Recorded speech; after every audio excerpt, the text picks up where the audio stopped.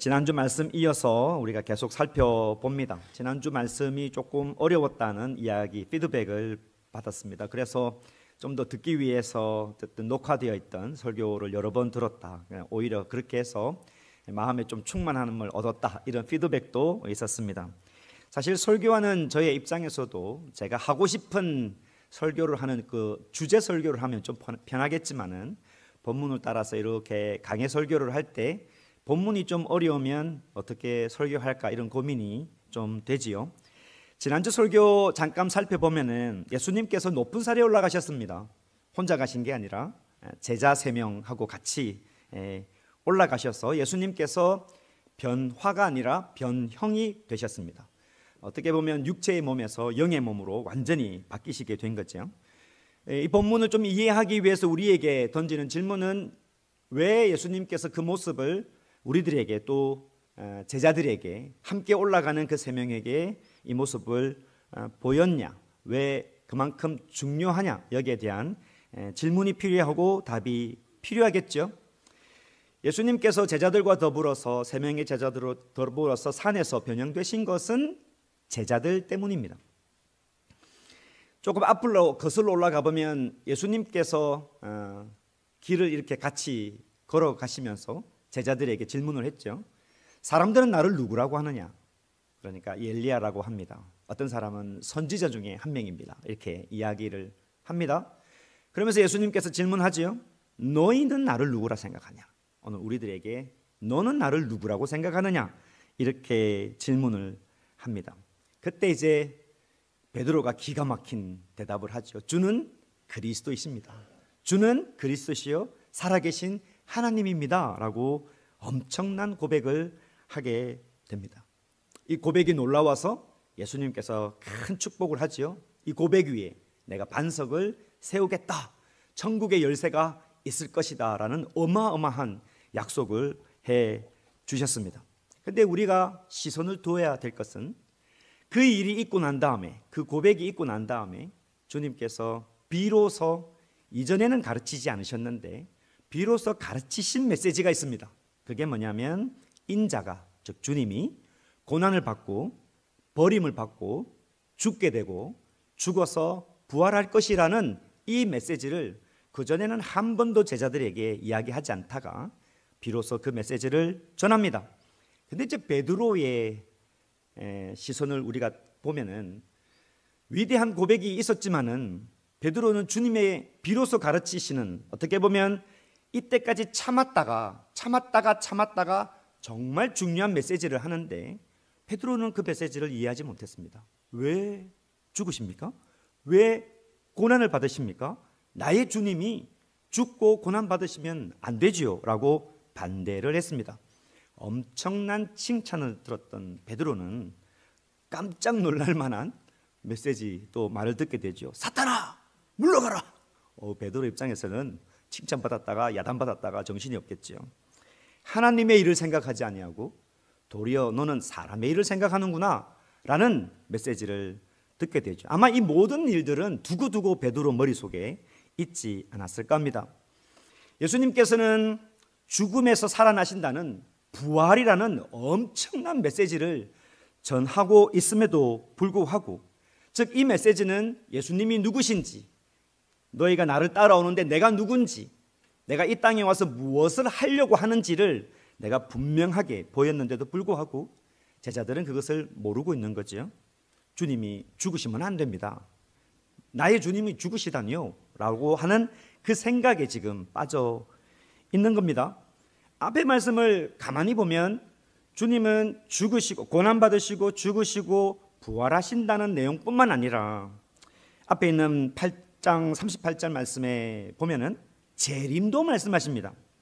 누구든지 이 음란하고 죄 많은 세대에서 나와 내 말을 부끄러워하면 인자도 아버지의 영광으로 거룩한 천사들과 함께 올 때, 다시 재림할 때, 마지막 심판할 때 그 사람을 부끄럽게 하겠다.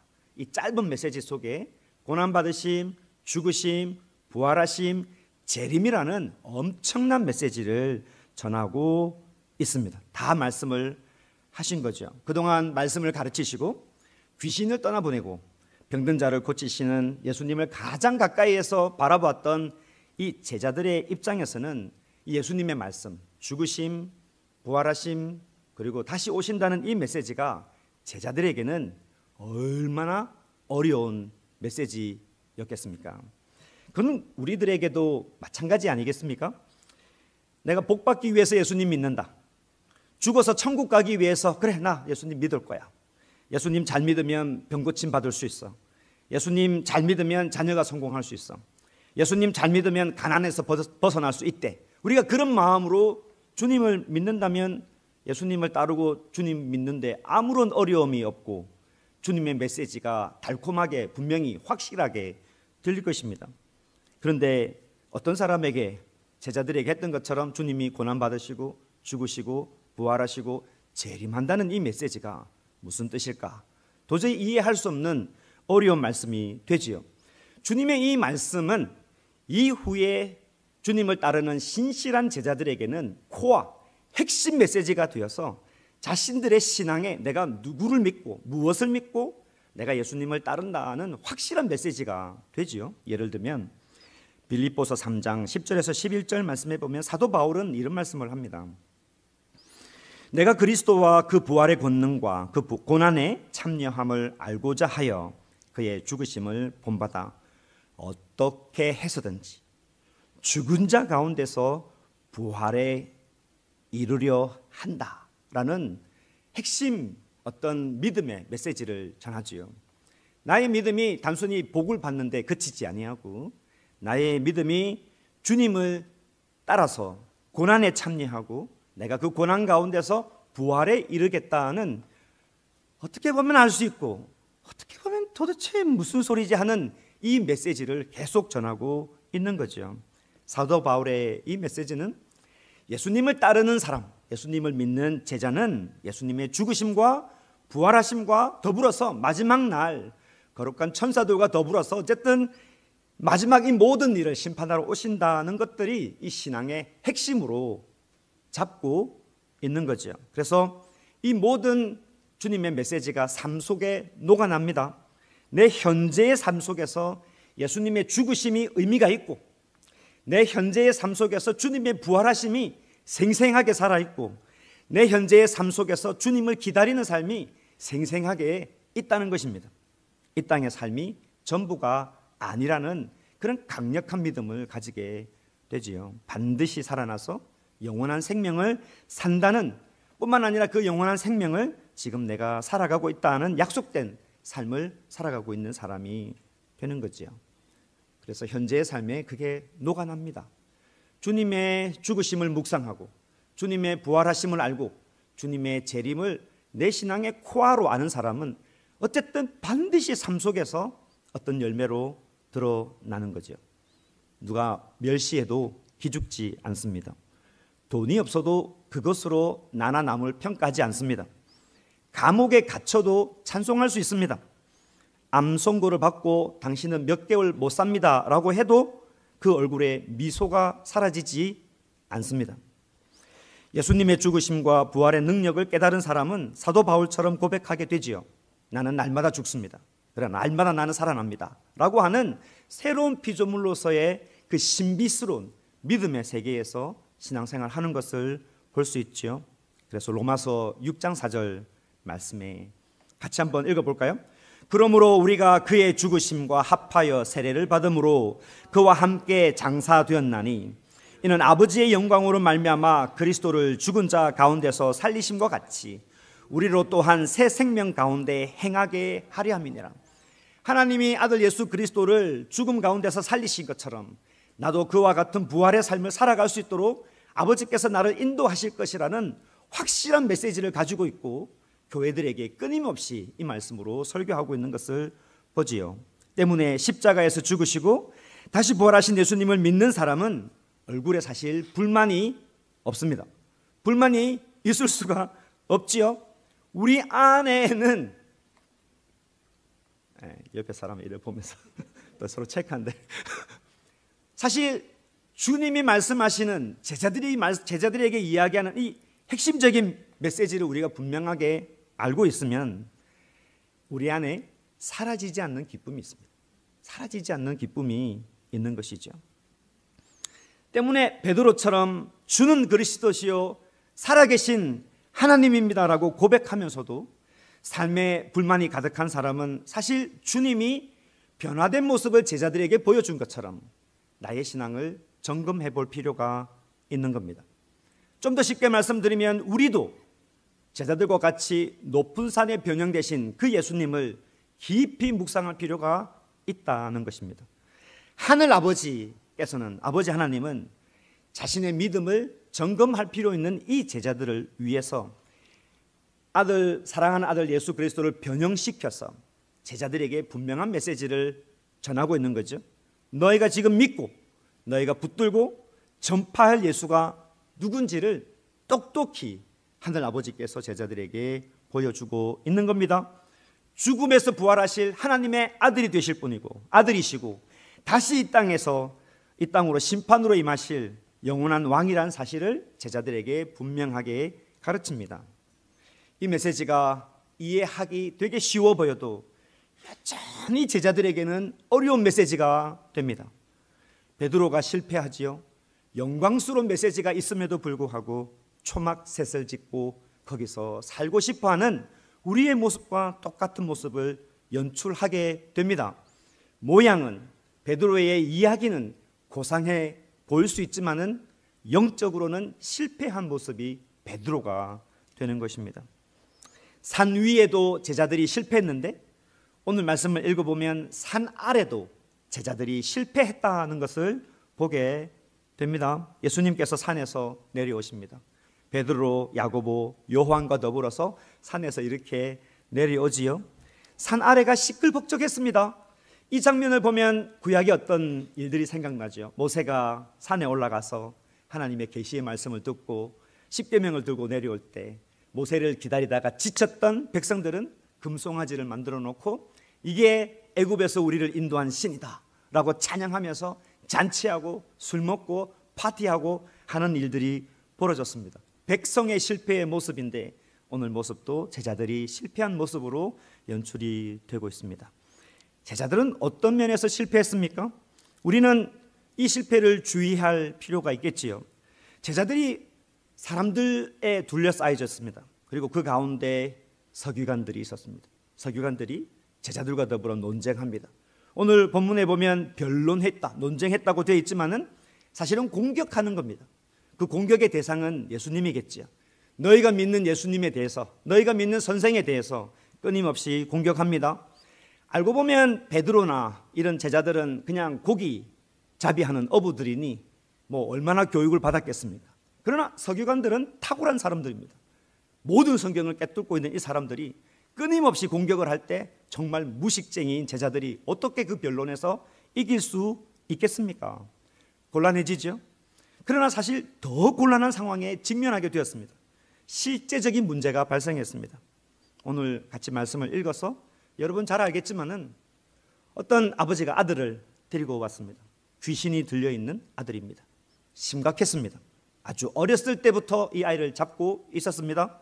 죽이려고 거품 물게 하고 이를 갈게 하고 물이든 불이든 막 뛰어들게 해서 그냥 이렇게 삶을 엉망진창으로 만드는 일들이 일어났습니다. 이 사람이 희망이 없었는데 예수님에 대한 소문을 듣고 어쨌든 예수님을 만나려고 아들을 데리고 왔습니다. 좀 더 상상을 해보면 뭐 차에 태울 수 있는 것도 아니고 그 먼 거리를 아이를 데리고 온다는 그 자체가 귀신 들린 아들이 얼마나 힘이 세겠습니까? 아버지 입장에서는 쉬운 일이 아니었습니다. 겨우겨우 찾아서 이 산에 왔는데 예수님은 보이지 아니하시고 그 제자들만 남아있는 상황입니다. 그래서 고쳐달라고 했습니다. 당신들도 능력이 있으니 고쳐달라고 했습니다. 근데 제자들이 고치지 못하는 상황이 됐습니다. 사람들 앞에서 체면 구기는 일이 발생했습니다. 아주 힘들게 되었죠. 서기관들 앞에서 논쟁 못해서 곤란하고 실제적인 문제도 해결하지 못하는 정말 무능한 제자의 모습이 되었습니다. 그때에 예수님께서 내려오셨습니다. 제자들의 입장에서는 얼마나 안도의 순간이 되겠습니까? 너무 곤란하고 너무 창피하고 너무 수치스러운 순간이었는데 어떻게 보면 돌에 맞아 죽을 수 있는 그런 상황이었는데 주님이 오셨습니다. 속으로는 이제 됐다 그런 생각하지 않았겠습니까? 근데 예수님께서 제자들에게 질문합니다. 무슨 변론을 했니? 이렇게 질문합니다. 이런 예수님의 질문을 보면 다른 하실 말씀이 참 많을 텐데 왜 그런 질문을 했을까? 이런 궁금증이 좀 생기기도 합니다. 하나님의 아들이신 예수님께서 산 위에서 영화로운 모습으로 변형하신 하나님의 아들이신 예수님께서 산 아래 무슨 일이 있는지, 제자들이 지금 무슨 곤란한 입장에 있는지, 제자들이 지금 무슨 변론을 하고 있는지 모르셨겠습니까? 주님의 질문은 항상 대답을 기대하는 겁니다. 주님이 오늘 우리에게 말씀하시면, 질문하시면 하나님은 우리들에게 대답을 요구하는 거죠. 무슨 변론을 했느냐? 근데 제자들이 아무 대답을 하지 못합니다. 제자들에게 어쩌면 예수님께서 기대하는 대답이 있었을 것이라고 봅니다. 그러지 못했습니다. 그래서 예수님께서 그 귀신 들린 아버지를 불러서 상황을 다 듣게 되는 거죠.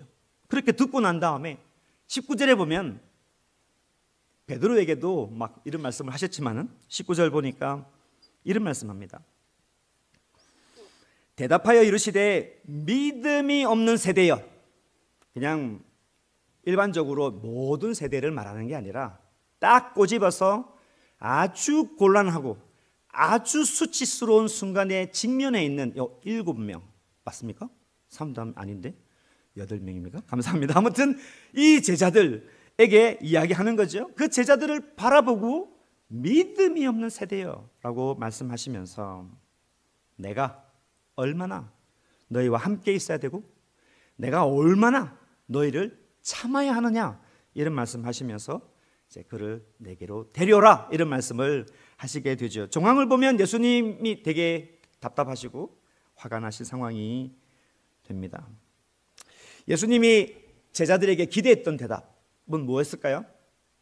제자들이 무슨 변론을 했느냐라고 질문을 했을 때 제자들은 주님 이런 상황이었는데 저희가 참 믿음이 없었습니다. 이런 대답을 듣기를 원하셨던 것 같습니다. 제자들이 아무 말 하지 않습니다. 우리는 그때 그 순간에 제자들이 대답을 하지는 않았지만은 무슨 생각을 계속 하고 있었을까를 우리는 알고 있습니다. 맨 끝에 오늘 본문 끝에 사람들이 다 물러나가고 조용한 집에 들어갔을 때 제자들이 예수님께 질문하죠. 예수님, 우리는 왜 귀신을 못 쫓아보냅니까? 능력에 관심이 여전히 많았던 것입니다. 왜 그 순간에 우리는 수치를 당해야 됐습니까? 왜 그 순간에 우리에게 능력이 없었습니까? 라고 여전히 자기 자신을 바라보고 있는 상황이 되죠. 제자들은 예수님이 대단한 자신의 믿음을 예수님에 대한 믿음을 생각하지 아니하고 자신들의 능력이 없음을 보고 거기에 관심이 있었던 것이죠. 그럴만합니다. 왜냐하면 우리가 이제 마가복음 쭉 달려왔으니 이 예수님의 제자들이 어떤 사람인지 알지요. 한때는 예수님께서 제자들을 파송합니다. 지팡이만 의지해. 다른 사람한테 물질 의지하지 마. 하나님이 다 채워줄 거야. 그러면서 이 제자들에게 주었던 권능이 귀신을 쫓아보내는 권능까지 주어서 세상에 나갔습니다. 그 제자들이 귀신 쫓아내고 어쨌든 병든 자 고치고 자세히 나와 있지는 않지만 엄청난 권세를 행했던 제자들입니다. 그 제자들의 입장에서 지금 귀신이 나가지 아니하니 이게 어떤 일이 나에게 일어났나 그 생각을 할 수밖에 없는 거죠. 자기 자신만 생각하고 있습니다. 자신들이 어떤 권능을 가지고 있는지 거기에 도취되지 않았을까요? 예수님을 따르면서도 제자들은 자신의 능력과 자만과 안일함에 빠져 있다 해도 틀리지 않는 상황이 됩니다. 제자들은 계속 그런 모습에 갇혀 있었습니다. 늘 자기 자신만 바라보고 있는 거죠. 그래서 예수님은 이 제자들을 깨우치기 위해서 그 아들을 부릅니다. 예수님의 의도는 귀신을 쫓아보는 데 주 목적이 있는 게 아닙니다. 오늘 본문은 예수님이 귀신을 내쫓아보냈네, 거기가 핵심 메시지가 있는 거 아닙니다. 예수님의 한결같은 마음은 지금 선택하고 따라오는 제자들에게 관심이 있습니다. 제자들이 도무지 깨닫지 못하기 때문에 이 아들을 불러서 어떤 이 모습을 통해서 제자들에게 전하고 하자는 메시지가 있는 거죠. 어째 보면 우리에게도 마찬가지죠. 하나님은 우리가 깨닫지 못할 때 우리가 직면한 모든 환경을 통해서 깨닫게 하시기를 원하는 것이 하나님의 마음이지 않을까 하는 생각이 듭니다. 우리의 실패는 예수님을 믿는다고 하면서도 알고 보면 여전히 자신의 경험을 의지할 때입니다. 우리는 그런 말 자주 합니다. 내가 누군 줄 알아? 내가 어떤 사람인 줄 알아? 나는 이런 사람이야. 항상 우리에게는 자기 자신의 에고가 있는 거죠. 나는 목사였어, 나는 장로였어, 뭐 이렇게 자기 직분을 의지할 때입니다. 교회 다니면서 내가 한때 교회에 이런 일을 했어, 나 한때는 이런 능력이 있었어, 한때 나는 이런 은사가 있었어, 뭐 여러 가지 일들을 하면서 우리는 그것이 잘 되지 않을 때 여전히 왜 안 될까 하는 자기 자신에게 포커스가 되어 있는 것이죠. 예수님은 귀신 들린 이 아들을 바라보면서 제자들에게 너희가 필요한 고백이 이런 것이다 라고 간접적으로 가르칩니다. 귀신 들려서 거품 흘리고 이를 갈고 경계하고 있는 이 아들을 보면서 예수님이 묻습니다. 언제부터 네 아들이 이랬느냐? 아주 어렸을 때부터 그랬습니다. 아픈 자녀를 둔 부모의 마음 다 그렇지 않겠습니까? 예수님 앞에서 얼마나 간절했겠습니까? 이 아버지가 그렇게 찾아서 왔는데, 주님을 만났는데, 그래서 고백합니다. 선생님, 할 수만 있으면, 진짜 무엇든지 할 수만 있으면 우리를, 나 포함해서 아들을 좀 불쌍히 여기시고 좀 도와주십시오 라고 아버지가 간절하게 부탁합니다. 그럴 때 이제 개업 예배 때 붙이는 아주 유명한 말씀들, 힘들 때 항상 위로받는 말씀들 주님이 하시죠. 아주 유명한 말씀 23절. 예수께서 이르시되 할 수 있거든이 무슨 말이냐? 믿는 자에게는 능치 못한 일이 없다. 능히 하지 못할 일이 없다. 이런 말씀을 합니다. 우리는 또 이런 말씀을 받으면 여전히 내 능력을 올리는 데 사용하죠. 아, 맞아, 할 수 있다, 이런 긍정의 힘, 다시 한 번 더 열심히 살아보자 하는 어떤 자기를 고치시키는, 자기의 레벨을 업하는데 하나님의 말씀으로 이것을 어쨌든 받아서 자기의 레벨을 또 올리려고 하는 것이죠. 성도님, 낙심하지 마세요. 주님이 말씀하셨습니다. 믿는 자에게는 능치 못할 일이 없으니 주님 능력 주십시오, 이렇게 기도하십시오. 주님이 이렇게 말씀하셨지 않습니까? 라고 어떤 불가능 앞에서 어떤 우리의 가능성을, 우리의 능력을 다시 포커스하죠. 근데 앞에서부터, 변화산부터 쭉 말씀을 살펴보면 주님이 말씀하시는 이 말씀의 핵심은 능력에 있지 않습니다. 믿는 자에는, 여기에 포커스가 되어 있는 거죠. 이 말씀은 능력을 말씀하시는 게 아니고 주된 관심은 믿는 자에게는 여기에 관심이 있는데, 우리는 믿는 자는 빼버리고 능력은 여기에 관심이 있는 거죠. 너무 감사한데 이 아들의 아버지가 그 메시지를 알아들었습니다. 예수님, 그래도 어떻게 하든 내 아들을 고쳐주십시오, 이렇게 기도 제목이, 기도가 나와야 함에도 불구하고 24절에 보면 아들에 대한 이야기가 없어지고 아버지의 내용이 달라졌습니다. 24절, 아주 짧은 순간에 굉장히 신비스러운 일들이 벌어졌습니다. 24절, 그 아이의 아버지가 소리를 질러 이르되 내가 믿나이다 라고 이야기합니다. 나의 믿음 없음을 도와주십시오, 이렇게 소리를 지르게 됩니다.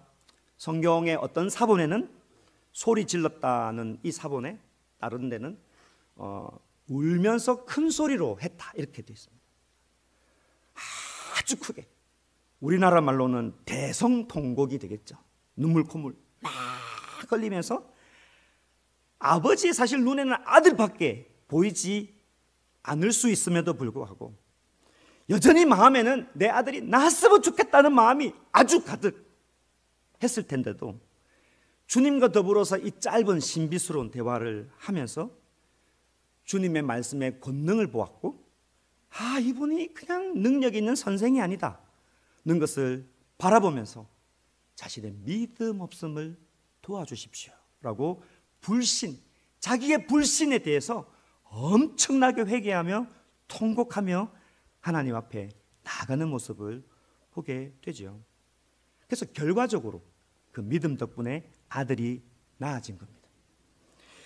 이 회복을 통해서 마가가 우리들에게 전달하는 메시지는 제자들의 영적인 실패와 수치의 원인은 믿음이 없었기 때문이다. 능력이 부족해서 그렇게 된 게 아니고 믿음이 부족해서 이런 일이 있었다. 그 믿음이 뭐냐? 결국은 다시 산 위에 올라가 보면 예수님이 누군지에 대한 믿음이 부족했다는 것입니다. 하나님에 대한 믿음입니다. 하나님의 구원 계획에 대한 믿음입니다.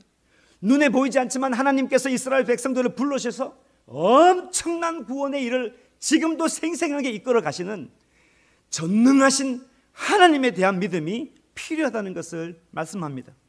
눈에 보이지 않는 하나님이시지만 지금 내 눈앞에 눈에 보이는 하나님으로 나타나신 예수 그리스도를 향한 온전한 믿음이 필요했던 것이고, 이 아버지는 그것을 somehow 깨닫게 되어서 하나님 앞에 마치 이사야가 두려워서 떨었던 것처럼 대성통곡하며 당신을 함부로 봤던 나의 생각들, 믿음 없음을 도와주십시오라고 엎드리게 되는 것이죠.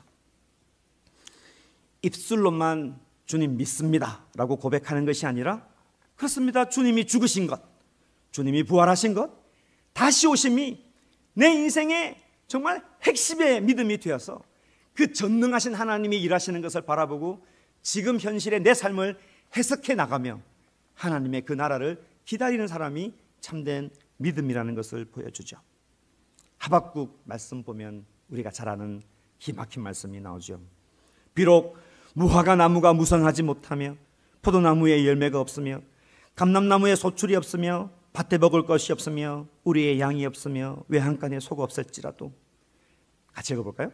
나는 여호와로 말미암아 즐거워하며 나의 구원의 하나님으로 말미암아 기뻐하리로다. 아멘. 예, 여기서 우리는 흔들리죠. 왜 그럴까요? 네, 하나님 아멘 믿습니다. 하나님 믿기는 한데 그래도 무화과 나무에 열매는 조금 있어야 되고 포도나무에 포도속이 그래도 몇 개는 있어야 되겠고 감람나무에 열매는 있어야 되지 않겠습니까? 밭에 먹을 것은 있어야 되고 양과 소가 다른 사람보다 풍성하지 않더라도 그래도 한 마리 정도는 있어야 되지 않겠습니까? 그렇게라도 지켜주시면 전능하신 하나님을 믿겠습니다라는 것이 여전히 우리의 마음입니다.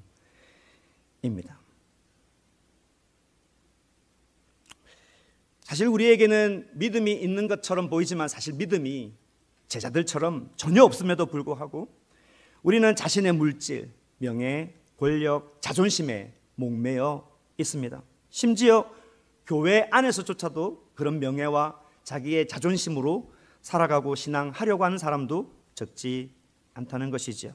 그런데 우리 하나님의 메시지는 어디를 펴나나 한결같습니다. 무엇을 입을까? 무엇을 먹을까? 진짜 염려하지 말아라. 1도 염려하지 말아라. 하나님의 나라를 위해서 기도해라. 그러면 내가 다 채워줄 것이라는 그 오묘하고 확실하고 신비하고 능력 있는 분명한 믿음을 우리들에게 요구해 주십니다. 그럼에도 불구하고 우리는 제자들이 실패했던 것처럼 다른 것에 여전히 목매여져 있는 것이지요. 온전한 믿음을 가져야 합니다. 물질주의, 자본주의, 자기 과시가 가득한 정말 믿음 생활 할 수 없는, 오늘 본문에 나와 있는 것처럼 믿음이 없는 패역한 세대를 우리가 살아가고 있습니다. 이 세대, 우리의 욕망을 끊임없이 자극하는 이 세대 속에서 우리가 진짜 퓨어한 그 믿음을 가지고 살아갈 수 있을까요? 진짜 믿음을 가져야 한다는 것이죠. 예수님의 제자들이 묻습니다. 왜 우리는 귀신을 못 쫓아보냅니까? 왜 우리는 이런 걸 가지지 못합니까? 왜 나는 저 사람들보다 성공하지 못합니까? 나는 예수님을 믿는데 왜 나에게는 복이 없습니까? 저 사람들은 잘 사는데 왜 나는 힘듭니까? 우리의 관계는 왜 이렇게 어렵습니까? 라고 끊임없이 나갔지요. 그러나 29절에 보면 주님께서 이런 말씀합니다. 여기도 능력에 대한 메시지가 아닌 거죠. 이르시되 기도 외에 다른 것으로는 이런 종류가 나갈 수 없느니라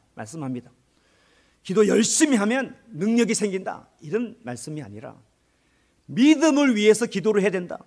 믿음은 하나님 앞에 철저하게 엎드릴 때 그 믿음에 대한 갈망이 일어난다는 것을 말씀하고 있는 것입니다. 믿음을 향한 기도, 하나님을 철저하게 의지하겠다는 믿음이 필요합니다. 그 믿음의 모습이, 그 기도의 모습이 어떤 것이어야 될까요? 주님이 그래서 보여주신 것이 그 아버지가 대성통곡하며 하나님 앞에 자기를 두고 나의 믿음이 너무 없습니다라고 이야기하는 그 고백의 기도가 필요하다, 이런 말씀을 하고 있습니다. 지난주에 큰아들이 이제 갑상선에 좀 부어서 암일 수 있겠다, 이런 소식을 듣고 아내와 제가 얼마나 다 부모들이 안 그렇겠습니까? 얼마나 놀랐겠습니까? 그죠? 그러나 오늘 말씀 준비하면서 주님의 메시지는 이렇습니다. 이런 절박한 상황 속에서도 그리하지 아니하실지라도, 내 뜻대로 되지 않는다 할지라도 일편단심 오직 하나님만 의지하고 있는 그 필요한 온전한 믿음을 가지고 있느냐라고 저에게도 질문하시는 것 같습니다. 너는 세상과 더불어서 무슨 변론을 하고 있느냐? 예수님의 말씀은 그 믿음은 오직 기도로만 가능하다는 말씀을 하고 있습니다. 믿음이 있다고 하면서 기도 생활이 부족하면 우리의 믿음을 점검해 보아야 합니다. 머릿속에 온갖 지식들만 가득하지 않겠습니까? 어떤 기도여야 합니까? 아버지처럼, 아픈 아들을 둔 아버지처럼 믿음 없음을 철저하게 고백하고 진짜 하나님만 의지하게 해 주십시오, 믿음 없음을 불쌍히 여겨 주십시오라는 기도가 필요한 거지요. 좀 더 확대하면 그렇습니다. 주님이 죽으시고 부활하시고 다시 오신다는 그 약속의 말씀을 붙들고 이 잠깐 지나가는 나그네의 삶에서 저는 주님을 위해서 살아가겠습니다, 이 믿음이 우리들에게 필요한 것이죠. 그런 기도가 필요합니다. 얼마나 기도하십니까? 얼마나 처절하게 기도하십니까? 얼마나 무릎을 꿇으십니까? 얼마나 믿음 없음을 안타까워하며 정말 하나님, 나는 진짜 겉으로는 너무너무 화려하지만은 내 안에 믿음이 정말 하나도 없습니다, 이런 걸 가지고 아버지 앞에 얼마나 무릎을 꿇고 있습니까? 우리는 제자들이 그랬던 것처럼 막연한 경험이 있습니다. 교회에 이 정도 생활했고 이 정도 생활했으면 이 정도 될 것이고 기도하지 않아도 하나님이 도와주실 것이고 에이 하나님께 다 맡겨, 이렇게 그냥 두리뭉실하게 신앙생활을 하고 있지 않습니까? 그렇지 않다는 것이죠. 우리는 이 패역한 세대에 살아가면서 정말 믿음이 있는지를 점검하고 하나님, 내가 알고 있던 그 예수님을 죽으심과 살아나심과 다시 오시는 그 하나님을 전적으로 믿는 믿음을 주십시오라고 기도해야 할 것입니다. 사랑하는 우리 청년들에게도 권면합니다. 하나님은 교회에서만 하나님이 되어서는 안 됩니다. 우리 하나님은 신앙의 수단이 아닙니다. 내가 기도하면 지니처럼 딱 나와서 나를 도와주시는 그 하나님이 아닌 거죠. 클래스에서도 하나님이 되어야 되고 여러분의 관계 속에서도 하나님은 하나님이셔야 합니다. 실패 속에서도, 고민 속에서도 하나님은 하나님이셔야 하는 것이죠. 사랑하는 성도 여러분, 말씀 맺습니다. 살아계신 하나님이 나의 믿음인데 어떻게 한 입으로 누구를 욕할 수 있고, 하나님이 나의 믿음이신데 어떻게 한 손으로 도박을 할 수 있고, 하나님이 나의 믿음이고 전능하신 하나님을 믿는데도 불구하고 한 발로 가지 말아야 될 것을 갈 수가 있겠습니까? 하나님은 오늘 우리들에게 믿음의 문을 두드립니다. 너는 세상과 더불어 무슨 변론을 하고 있느냐? 가지고 있는 믿음이 무엇이냐라고 묻습니다. 오늘 말씀을 통해서 우리 스스로에게 던지는 질문은 하나님, 믿음 없음을 도와주십시오.